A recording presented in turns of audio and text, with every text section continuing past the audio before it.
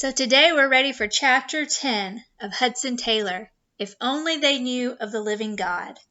Hudson walked out the compound gates and headed towards the Huangpu River. Dr. Lockhart's servant followed him at a distance, but eager as he was to reach the consulate office, Hudson couldn't help stopping along the way. Everything fascinated him.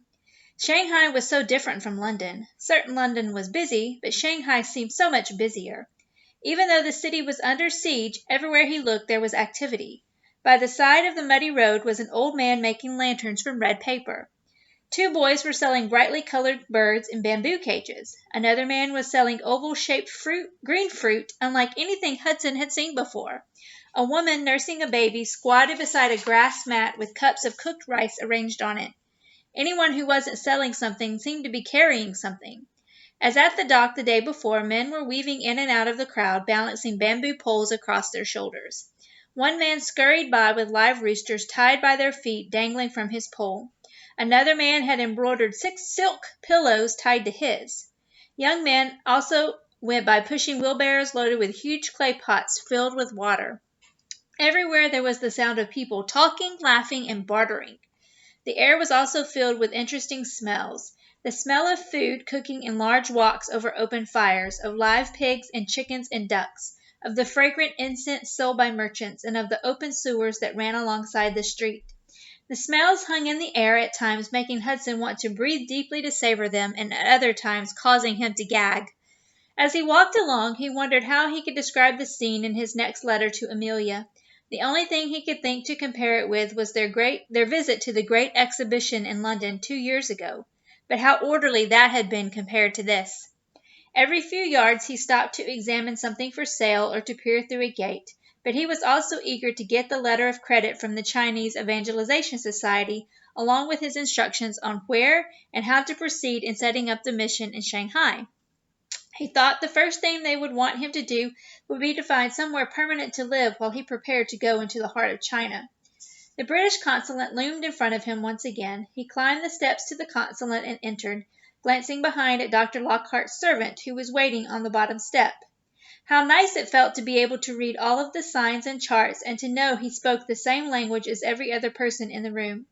There was a line at the mail counter, and Hudson found himself waiting behind a woman in a long hooped dress that pinched in at her waist. Her dress would have been perfectly normal in London, but in Shanghai it looked strangely out of place and impractical for the crowded, muddy streets. Finally, it was Hudson's turn to collect his mail. He said his name clearly and held out his hands, ready for the pile of letters. The clerk handed him only one letter. Hudson immediately recognized the handwriting on the envelope as his mother's. He waited for more letters, but instead of handing him more letters, the clerk said to him, 2 shillings, please. There is insufficient postage on this letter. You owe the difference. Hudson reached into his jacket pocket and handed 2 shillings to the clerk, who entered the amount in a ledger and stamped paid beside it. Still Hudson waited patiently for more letters. The clerk looked puzzled. That's it, sir, he said, before addressing the man standing in line behind him. Hudson moved away from the mail counter with the words, "That's it, sir," ringing in his ears. That wasn't it.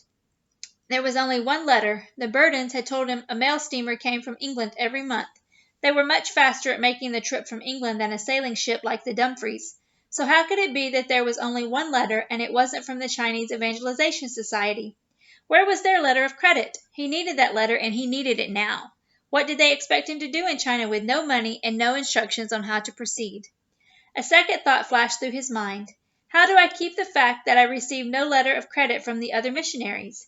After only one night at the London Missionary Society compound, Hudson convinced that the other missionaries thought the Chinese Evangelization Society was a joke.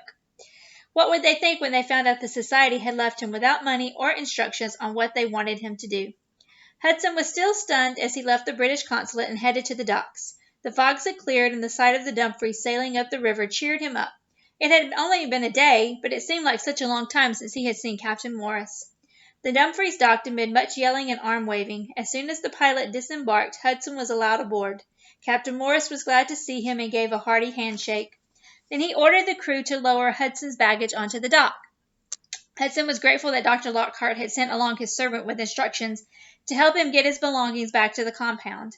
There was no way he could have made himself understood to the laborers or coolies, as they were called, who hung around the dock. Dr. Lockhart's servant quickly hired 7 coolies to transport Hudson's belongings to the compound. They busily tied his things to ropes, then suspended them from bamboo poles. The first coolie had Hudson's harmonium dangling on one end of his pole, balanced by several bundles of books on the other. 2 of the other coolies had looped a rope through the handles of his sea chest and carried it suspended on a bamboo pole between them. The chest bounced up and down as they walked. Hudson led the procession of coolies through the streets back to the compound. As they moved along, they blended in with the clatter of the activity going on around them. It took Hudson only an afternoon to unpack his belongings and arrange them in his room. Unfortunately, his spare pair of shoes had been drenched on the voyage, probably when the hatch cover gave way during the storm in the Irish Sea, and so he had to discard them. He also had to discard a pile of his Bible study notes. Several ink bottles had broken and doused the pages in black ink so they couldn't be read. As he unpacked, he had plenty of time to think about what he should do next. He read his mother's letter over and over, hoping it would somehow give him an answer, but it didn't. By Sunday afternoon he was getting restless. No new mail steamers had arrived, and he was not sleeping well. The crash of cannonballs hitting their target was keeping him awake at night, so it was a great relief when Alexander Wiley, the London Missionary Society printer, offered to take Hudson on a tour of the old walled city. The old city was surrounded on 3 sides by 50,000 troops from the Imperial Army. On the 4th side lay the International Settlement. As they walked through the busy streets of the International Settlement towards the Old City, Alexander Wiley explained that because of the Treaty of Nanking, the Imperial Army had no power over the International Settlement. That they couldn't surround it or harm it in any way. The situation greatly frustrated the army because some foreigners, hoping to see them defeated, were helping the red turbans inside the Old City. They were supplying them with food, armaments, and anything else that might give them an edge over the imperial troops. With the rebels and the residents of Old Shanghai receiving supplies and information about troop movements from foreigners, the siege could go on indefinitely. So naturally, the imperial army resented interfering foreigners. As they stopped under the shade of a flowering plum tree for a rest, Hudson asked Alexander Wiley how the missionaries felt about the siege.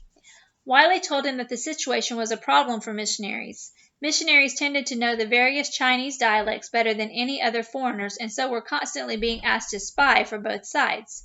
Some did, while others acted as official translators. It was impossible not to be moved by the plight of starving people inside the old city. Yet everyone knew that giving them aid only kept the war going longer. There were no easy answers to the situation for the missionaries living in the international settlement. The 2 men made their way along the edge of a canal that led up to the walled city. The south gate was closed, so they began walking around the outside of the wall. 2 minutes later, they saw a ladder that had been hung over the wall. "After you," said Alexander Wiley, gesturing for Hudson to climb the ladder. Hudson grasped the bamboo and rope ladder with both hands and began to climb. At the top, he gazed down at the scene on the other side of the wall. As far as he could see, there were houses with their roofs either missing or damaged or with gaping holes in their walls. Some houses had simply been reduced to piles of charred wood and crumpled brick. Even the dirt streets had holes blown in them. In the middle of it all, people wandered around aimlessly. Hudson trembled as he climbed over the wall and down the ladder on the other side. It was one thing to hear the noises of war. It was quite another thing to see its destruction. Alexander Wiley followed closely behind. The scene did not seem to bother him. Hudson supposed today seemed no more desperate to him than any other day. Together they began walking in the direction of a Buddhist temple. Along the way, Wiley and Hudson gave out tracts. As they did so, Hudson prayed silently that they would be read before they were burned as fuel or wadded together to fill a hole in a wall. Alexander Wiley stopped often to talk with people, and Hudson envied the way he was able to slip from English to Chinese and back again. Eventually they reached the Buddhist temple, where a yellow-robed priest greeted them. Inside the temple, Hudson could see men and women burning incense and praying to a large stone statue of Buddha. Hudson watched intently, and all his life he had never seen anything other than a Christian church.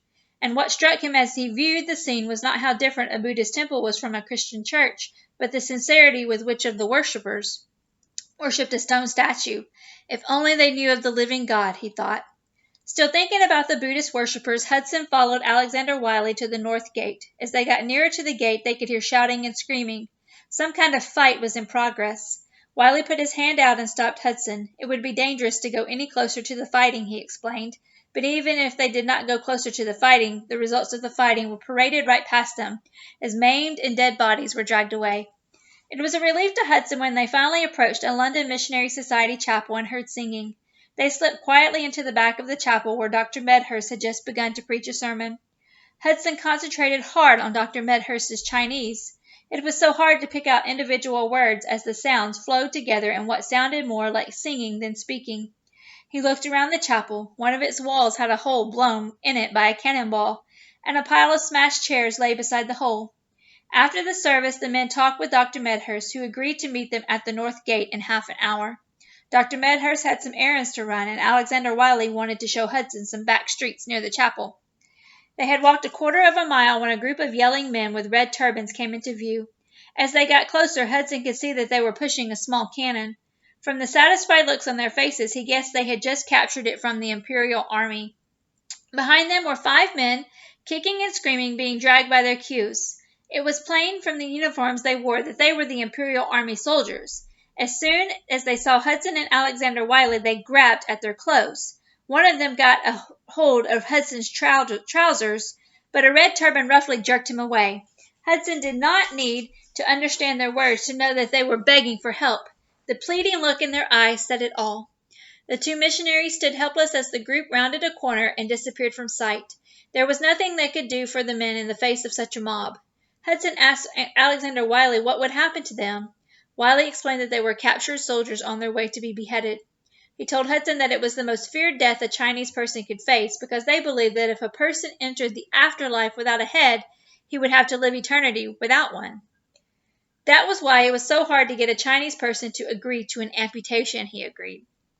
Hudson was still trying to put the picture of the pleading man out of his mind when they found a trail of fresh blood right where they had agreed to meet Dr. Medhurst. Fearing the worst, they followed the trail back to the international settlement. Thankfully, Dr. Medhurst was unhurt, but he had quite a story to tell. While waiting for Hudson and Alexander Wiley, he had been talking with 2 coolies. He heard cannon fire and so decided it would be best to walk on alone. He had walked about 10 feet when a cannonball whistled overhead and landed right where he had been standing. The 2 coolies had their ankles smashed. Blood flowed from their legs as they hurried to the hospital, explaining the trail of blood. The only hope of survival for either coolie was to amputate his legs, which they had both refused. All that could be done now was to make them comfortable as they awaited certain death. The missionaries arrived back at the London Missionary Society compound, and Hudson went to his room, sobered by all he had seen. How different it all was from Sunday afternoons in England. He had prepared himself for many things in coming to China, but not for being in the middle of a war. Worst of all, in the midst of all his suffering he had seen, he felt useless. Inside the old city, men, women, and children were praying at shrines to their ancestors and stone idols, while he had the knowledge of the true and living God who could really answer their prayers. His heart burned to tell these people about God's love, but he didn't know how to speak a word of Chinese. If he was going to fulfill his burning desire to share the gospel with the people of China, he was going to have to learn Chinese, and learn it fast. The following morning, Dr. Medhurst suggested that Hudson start learning the Mandarin dialect of Chinese rather than the local dialect spoken around Shanghai. He explained that a Mandarin was a government-appointed leader and a magistrate. Every city had one, and it was his job to settle problems and rule the people according to the instructions he received from the emperor. It had been that way in China for many centuries, and it meant that a country as large as China could be ruled quite efficiently. The Mandarins, as well as the people of learning and many merchants in the country, spoke a dialect known as Mandarin. No matter what province they were from, they could all understand and talk to each other, and the emperor could easily communicate to the Mandarins how he wanted them to rule. Hudson could see the wisdom of Dr. Medhurst's suggestion. By learning the Mandarin dialect, he would be able to communicate with people wherever he went, even in the deep heart of China. Dr. Medhurst arranged for a tutor to teach Hudson Mandarin, so each morning the tutor and Hudson spent several hours studying the dialect. Hudson proved to be a fast learner, and much to everyone's surprise, it wasn't long before he was going to the market on his own and bartering in Mandarin with the merchants over the price of his purchases. Dr. Medhurst could see a lot of promise in Hudson as a doctor, and since it seemed to him that the Chinese Evangelization Society had no real plan for him, he invited Hudson to continue his medical studies at the London Missionary Society Hospital. Hudson accepted the invitation, and soon his days were divided between learning the Mandarin dialect and caring for patients at the hospital. He was busy, yes, but still not fulfilled. He was in China, but only on the coastal plain. He wanted to be moving inland, but first he needed money and instructions from the Chinese Evangelization Society. Why was it taking them so long? Okay, come back for next time for Chapter 10. It's called One of the Crowd. Have a good day. Bye.